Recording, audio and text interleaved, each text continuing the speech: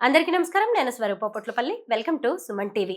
3 పూటలు అన్నం తినడమే చాలా మందికి అలవాటు ఉంటుంది. కానీ ఒక్కసారి షుగర్ వచ్చిన తర్వాత అన్నం వైపు చూడడానికి కూడా భయపడుతూ ఉంటారు. కానీ చక్కగా అన్నం తిని షుగర్ ని తగ్గించుకోవచ్చు అని చెబుతున్నారు natural farming expert Krishnaveni Guntupalli గారు. ఆవిడతో మాట్లాడదాం. నమస్తే కృష్ణవేణి గారు. నమస్తే స్వరూప గారు. కృష్ణవేణి గారు, మీరు న్యాచురల్ ఫార్మింగ్ చేస్తూ ఉంటారు, ప్రకృతి విధానంలో వ్యవసాయం చేస్తూ ఉన్నారు. అసలు మీ దగ్గర ఎలాంటి పంటలు పండుతూ ఉంటాయి? సహజ సిద్ధమైన దేశీవాలి విత్తనాలతో దేశీవాలి ఆవు ద్వారా వ్యవసాయం చేస్తాము.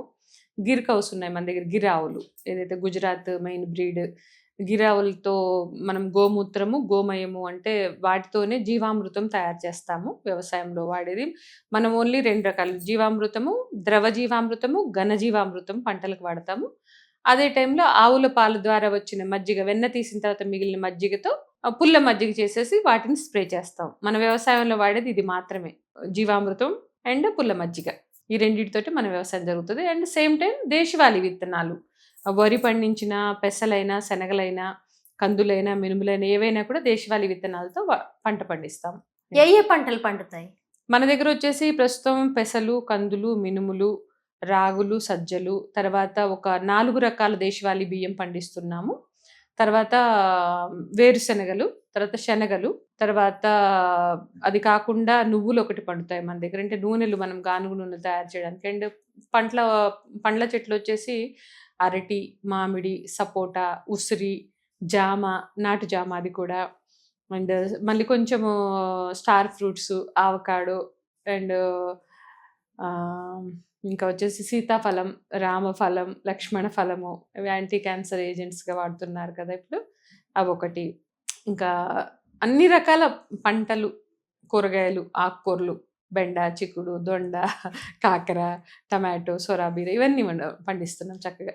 పసుపు, ముఖ్యంగా పసుపు అండ్ మిర్చి, ఏదైతే కారం కోసం మనం మిర్చి పౌడర్ వాడతాం ఆ మిర్చి ఒకటి పండిస్తున్నాం. పసుపు వచ్చేసి చాలా అవసరం ఈ రోజుల్లో. క్యాన్సర్ కోసము ఈ మందులు కొట్టిన దాంట్లో కరిక్యుమిన్ ఎక్కువగా ఉంటుంది, ఇన్ఫ్లమేషన్ రాకుండా అండ్ క్యాన్సర్ రాకుండా. అంటే క్యాన్సర్ రాకుండా అంటే కారం ఒకటి, పసుపు ఒకటి, ఉప్పు ఒకటి, ఈ 3 మనం న్యాచురల్ వేలో తిన్నట్టయితే కొంత క్యాన్సర్ని మనం అరికట్టవచ్చు. బట్ ఎందుకంటే ఎవ్రీడే తినే ఫుడ్ కదా పసుపు అనేది, ప్రతిరోజు ప్రతి కూరలో వేస్తాం కదా మనం. సో అది కొంచెం న్యాచురల్ వేలో, కారం ఒకటి న్యాచురల్ వేలో ఎవ్రీడే తింటాం కాబట్టి, ఉప్పు ఒకటి మంచిగా, నూనె ఒకటి మంచిగా, ఈ 2-3 వస్తువులు, పంచదార, వాడే పంచదార, ఉప్పు, పసుపు, కారం, నూనెలు, చిన్న చేంజ్, వీటిని కొంచెం న్యాచురల్ వేలో పండినవి మనం తీసుకొని తింటే చాలా వరకు హెల్త్ ఆగం కాకుండా ఉంటుంది, కొన్ని రోగాలు రాకుండా నివారించవచ్చు. మీరు 40 ఎకరాల్లో న్యాచురల్ ఫార్మింగ్ చేయిస్తూ ఉంటారు. వడ్లు పండిస్తారు, పప్పులు పండిస్తారు, వెజిటేబుల్స్ పండిస్తారు. పైగా వాటన్నిటినీ కూడా పూర్వకాలం పద్ధతుల్లోనే పప్పుల్ని ముఖ్యంగా తయారు చేయించేస్తారు. అలాగే ముఖ్యంగా ఆవుల్ని పెంచుతున్నారు. చక్కగా నెయ్యి తయారవుతూ ఉంటుంది, గానుగ నూనెలు, వీటన్నిటిని తీసుకొచ్చి మళ్ళీ హైదరాబాద్ లో బ్యాక్ టు రూట్స్ స్టోర్ లో పెట్టి అందరికీ అందుబాటులో ఉంచుతూ ఉన్నారు. అయితే జనం నుంచి రెస్పాన్స్ ఎలా ఉంది? చాలా బాగుంది స్వరూప గారు, చాలా బాగుంది. అంటే తిన్న తర్వాత నేను అంటే ఇప్పుడు 10 ఇయర్స్గా 10 సంవత్సరాలుగా చేస్తున్న వ్యవసాయంలో ఏంటంటే, షాప్ పెట్టిన తర్వాత పీపుల్ రెస్పాన్స్లో నేను మెయిన్ పాయింట్స్ ఏంటంటే, వాళ్ళ దగ్గర వినదంటే, ఎవరికైతే hormone, simple thing, weight loss అయ్యాము అనే మాట వింటుంటాను వాళ్ళ దగ్గర నుంచి. రోజువారీ ఆహారంలో ఈ బియ్యము, పప్పులు, నూనెలు వాడడం వల్ల బరువు తగ్గాము అంటారు, మోకాళ్ళ నొప్పులు తగ్గాయని చాలామంది చెప్పారు. ఇంకొకటి ఏంటంటే, ఈ ఆడపిల్లలు ఎవరికైతే పీరియడ్స్ ఇర్రెగ్యులర్గా రావడము, హెవీ బ్లీడింగ్ అవుట్ అయితే, హార్మోనల్ చేంజెస్, వాళ్ళు మట్టుకు దగ్గర చాలా ఎఫెక్ట్ అనేది వాళ్ళలో చూశాను. అండ్ డయాబెటీస్ తగ్గింది అని చెప్పిన వాళ్ళని చాలా మందిని విన్నాను. అయితే డయాబెటీస్ తగ్గడానికి ఏ రైస్ తినాలి? డయాబెటీస్ తగ్గడానికి ఏ రైస్ తినాలనే, డయాబెటీస్ అనేది యాక్చువల్లీ రోగం కాదు, అదొక జీవన విధానంలో మనం చేసిన మార్పులు. స్ట్రెస్ అయితే ఏంటి, తినకూడని వస్తువులు తినడం వల్ల వచ్చిందే డయాబెటీస్ తప్ప లైఫ్ స్టైల్ డిసీజ్ అది. దాన్ని మనం మార్చుకోవచ్చు, అది పెద్ద కష్టమేం కాదు. అండ్ అంటే నేను అంటే వ్యవసాయం చేస్తున్న చిన్న చిన్న ప్రయోగాలు కూడా మా వాళ్ళ మీద, జనాల మీద చేస్తుంటాను. మన విజయరామ్ గారు, పాలేకర్ గారు చెప్పిన విధంగా నవారా రైస్, నివారిణి అంటాము, అది డయాబెటీస్లో ది బెస్ట్ రైస్ అనమాట. దాన్ని నేను చాలా మందికి, ఒక 10-15 మంది దాకా మా వాళ్ళకే, ఎవరికైతే డయాబెటీస్ ఉందో వాళ్ళ మీద ప్రయోగం చేసి చూశాను. అది కంప్లీట్గా క్యూర్ అయిన వాళ్ళు ఉన్నారు, 100% క్యూర్ అయిన వాళ్ళు ఉన్నారు, అది నేను చెప్పగలను. నవారా రైస్ అన్నమాట. అది నివారిణి అంటాము. అది వచ్చేసి మన కృష్ణాస్ బ్యాక్ రూట్స్లో ఉంటుంది. ఇది బియ్యము. Red rice. Red rice. Red రైస్లో మళ్ళీ చాలా రకాలు ఉన్నాయి. కుళాకర్ అని, అది కూడా రెడ్గానే ఉంటుంది. ఇది వచ్చేసి నవారా. ఇది నవారా బియ్యం. ఇది నిజం చెప్పాలంటే అమృత ఆహారం అన్నమాట.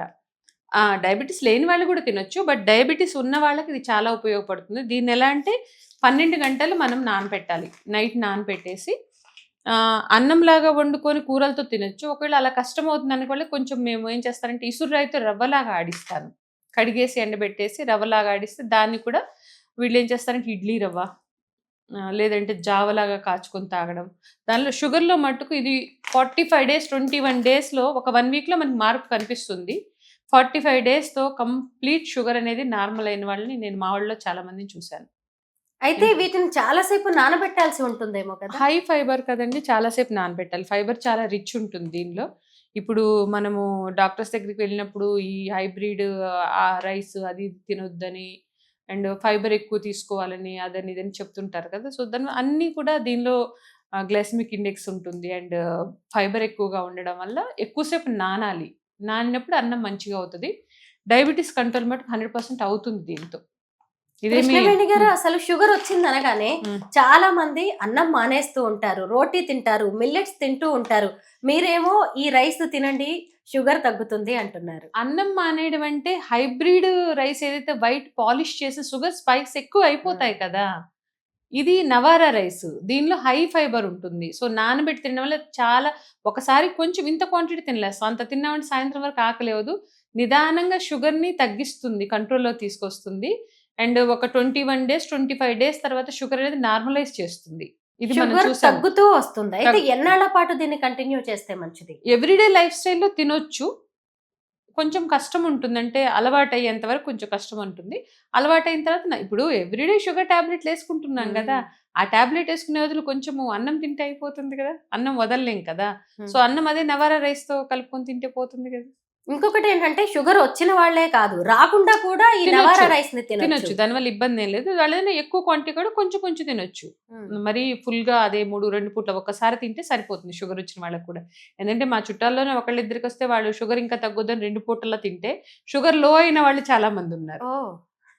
అది 100%. అంటే నా వ్యవసాయం దీనిలోకి వచ్చిందా చేసిన ప్రయోగంలో అది మటుకు అంటే ఎంత తినాలో అంతే తినాలి. మళ్ళీ ఎంతో తినలేమండి, కొంచెం ఇంత తినలేస్తామన్నా అది చాలు మనిషి బతకడానికి. ఇంత అన్నం చాలు.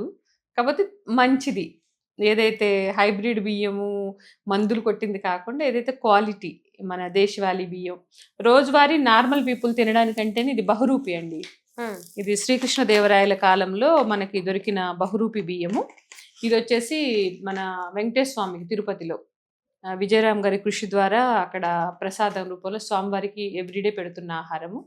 ఇది నిజం చెప్పాలంటే అమృతంతో సమానం అనమాట. ఇప్పుడు మనం ఏదైతే భోజనం చేశాక మల్టీవిటమిన్ టాబ్లెట్స్ అది వేసుకుంటున్నారు కదా, ఒక కప్పు రైస్ తిన్నామంటే ఆ మల్టీవిటమిన్స్ యొక్క వాల్యూస్ అన్ని దీనిలో వస్తాయి. అంత యాక్చువల్లీ మన ప్రకృతి మనకి మంచి ఆహారాన్ని ఇచ్చింది. ఓన్లీ మన బియ్యాల్లోనే కొన్ని రోగాలు తగ్గే బియ్యాలు ఉన్నాయి. ఇవన్నీ వదిలేసి ఒక 40-50 సంవత్సరాలుగా తెల్లగా మెరిసిపోయే బియ్యం తింటూ టాబ్లెట్లు మింగుతున్నాము. ఆ టాబ్లెట్లు అవసరం పడదు. కరెక్ట్ అయిన అన్నం, కరెక్ట్ అయిన కూరలు, కరెక్ట్గా పండించిన పప్పులు నూనెలు తిన్నామంటే అంతగా అవసరం ఉండదు. ఇంకో 2 రకాల రైస్ ఏంటంటే మీరు పండించేది? మనం వచ్చేసి ఇప్పుడు కుళాకర్ ఒకటి పండిస్తామండి. కుళాకర్ వచ్చేసి ఏంటంటే అది ఎవరైతే ప్రెగ్నెంట్ లేడీస్ ఉంటారో వాళ్ళు తినడం వల్ల నార్మల్ డెలివరీస్ అవ్వడము అండ్ పిల్లలు పుట్టాక కూడా పిల్లలకి పాలు తగ్గకుండా ఉండడం. ప్రకృతిలోనే ఇవన్నీ ఉన్నాయి. ఇంత మునుపు ఏ హాస్పిటల్కి వెళ్ళే వాళ్ళు డెలివరీస్ కూడా హాస్పిటల్కి వెళ్ళింది లేదు. అన్నం తినేవాళ్ళు చక్కగా పిల్లల్ని కనేవాళ్ళు, వాళ్ళకి సరిపడా పాలు ఇచ్చేవాళ్ళు. ఇష్యూస్ అన్నీ ఎక్కడున్నాయి? ఏదైతే మనం మోడర్న్గా హైబ్రిడ్ బియ్యం, హైబ్రిడ్ ఇవన్నీ మొదలుపెట్టిన దగ్గర నుంచి మందులు వాడాల్సి వస్తుంది. అవన్నీ హార్మోన్స్ ఆగమైపోతున్నాయి. వెనకటే ఇప్పుడు మన అమ్మమ్మలు నాయనమ్మ 90-95 ఏళ్ళు 100 ఏళ్ళు బతికారు. ఆమె ఎప్పుడు తలనొప్పి కాలు నొప్పి అనడం కూడా మనం వినలేదు. మనకి ఇప్పుడు పిల్లలు చూస్తేనే మైగ్రేన్లని, సైనస్లని, కాళ్ళు నొప్పులు, చేతుల నొప్పులు ఎంత వింటున్నాం. ఆహారంలో మార్పులు ఉంటే మార్పులు అసలు తినాల్సింది తినాలి, తినాల్సింది మానేసి ఏదో తింటున్నాం మనం. Correct, simple. పైగా జంక్ ఫుడ్ కి అలవాటు పడిపోయాం. ప్యాక్డ్ ఫుడ్, ప్రిజర్వేటివ్స్ ఉంది, జంక్ ఫుడ్, బిర్యానీస్ అవి ఇవి వాటితో కొంచెం హెల్త్ అనేది పాడైపోతున్నాయి. దాని మూల్యం చెల్లిస్తున్నాము హాస్పిటల్లో. చక్కగా నవారా రైస్ తినండి, మీ షుగర్ ని తగ్గించుకోండి అని మీరు చెప్పడం 100% ఇది నేను ప్రూవెన్ అనమాట. షుగర్ ఉన్న వాళ్ళకి వాడిన పక్షం ఉన్నది. కంప్లీట్ క్యూరే టాబ్లెట్స్ కూడా వేసుకోకుండా ఉన్న వాళ్ళు ఉన్నారు నవారా రైస్ తిని. అసలు ఇందులో ఎట్లంటే అది బాధాకరం ఏంటంటే ఇది మన బియ్యం, మనము 40-50 సంవత్సరాల క్రితం మనం పండించుకొని తిన్న మన బియ్యం ఇవి.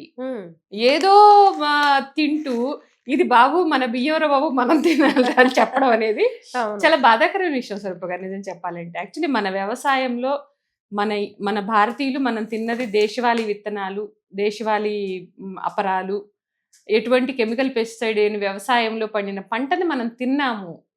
అంటే మనం వరకు రాలేదు, మన అమ్మమ్మలు నాయనమ్మలు 70-80 ఏళ్ల క్రితం తిన్నది అదే ఆహారం. అది పోయి మధ్యలో ఏదేదో వచ్చి హైబ్రిడ్ విత్తనాలు, మందులు కొట్టడం వచ్చి ఆరోగ్యాలు పాడు చేసుకుని కార్పొరేట్ హాస్పిటల్ తిరిగే బదులు కొంచెం మార్పు తెచ్చుకొని కనీసం ఇప్పుడు మనం అంటే మన జీన్స్ బాగున్నాయి, మన అమ్మమ్మలు నాయనమ్మలు అమ్మలు తిన్నారు కాబట్టి మనం కాస్త బాగున్నాం. నెక్స్ట్ మన పిల్లలు, వాళ్ళ పిల్లల పరిస్థితి ఏంటి? సో దానికోసం మనం కనీసం అలవాట్లు మార్చుకోండి, ఆహారపు అలవాట్లు. ఏదైతే మనదో అది తినండి. చాలా బాగా చెప్తున్నారండి. నిజంగా మీరు చెప్తున్నదైతే డయాబెటిక్ పేషెంట్స్ కి శుభవార్తే. ఎందుకంటే అన్నం తినడం, అన్నం వదిలేయడం అనేది చాలా బాధాకరం. చిన్నప్పటి నుంచి అన్నం తిని పెరుగుతూ ఉంటారు, షుగర్ రాగానే దాన్ని మానేసి కొత్తగా మిల్లెట్స్ తినాలి, రోటీస్ తినాలి అనేది చాలా మందికి ఇబ్బందికరం. చాలా మందికి అయితే ఈ రోజు మీరు గుడ్ న్యూస్ చెప్పారు. Thank you so much.